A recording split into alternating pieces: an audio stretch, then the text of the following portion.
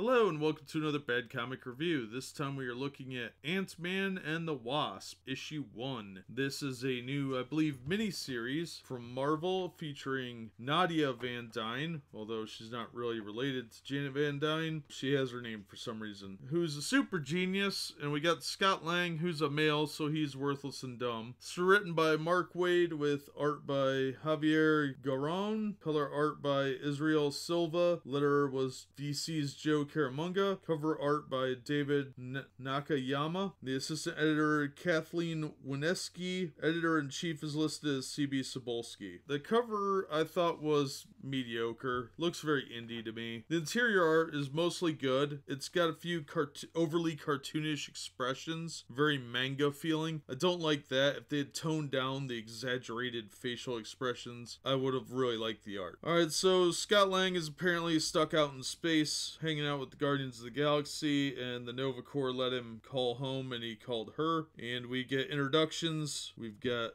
under Nadia Van Dyne, it says Hank Pym's daughter, Janet's adopted step. Well, okay. Professional genius, crime fighter, normally cheerful. Okay, professional genius is not an occupation. Under Scott, it says engineer, current Ant-Man, C student, crime fighter, normally not uncheerful. That, I believe, is the last time he is referred to as Ant-Man. Every other time he's referred to as Mr. Lang. Well, she comes up with some cockamamie scheme to teleport him micro-size back to Earth, and of course he's a dumb man, so he whoopsie-doodles, forgets his plant, and has to jump in a second late, and she misses him with this ray gun thing that's supposed to catch him. It's very convoluted. So she has to follow his trail, and hurriedly does so, and ends up in some microverse where she sees these light constructs and acts really dumb toward them, and seems to have no scientific interest in them, despite her love of the generic science. Well, she finds Scott there, who's been trapped there for a few weeks, and these light construct things think that they are the source of their current demise because the color red is missing. Well, they find some generic science fiction monster that kills them by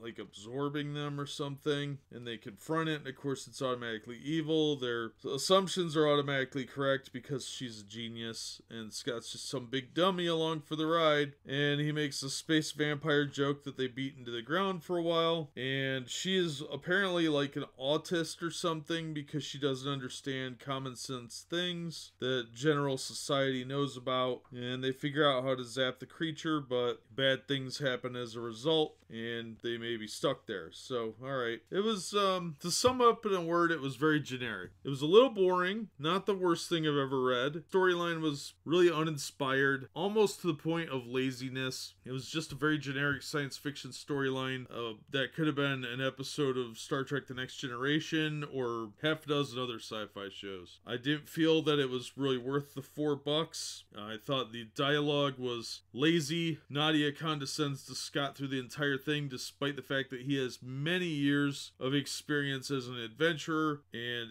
she does not treat him like an adult except when addressing him as Mr. Lang. She has no respect for him. She obviously thinks he's stupid. He's treated like a bungling TV dad. I thought it was just a very forgettable issue, and I probably won't pick up issue 2. I don't like Nadia. I think she's a terrible character. Very lazily written, very generic girl wonder type that, of course, is smarter than any man in the area and has to remind you of that constantly and needs validation at the same time. Very forgettable. By the time tomorrow rolls around, I'll have forgotten the entire thing, I'm pretty sure. Which is sad. I really like Scott Lang. I think he's an interesting character and has been for decades, and the last 10 years or so he's been really misused as a forgettable, lazy character that's just another goof that, you know, isn't treated with any degree of respect. So I don't know how this and Doctor Strange came out on the same day when Doctor Strange is actually a pretty good book.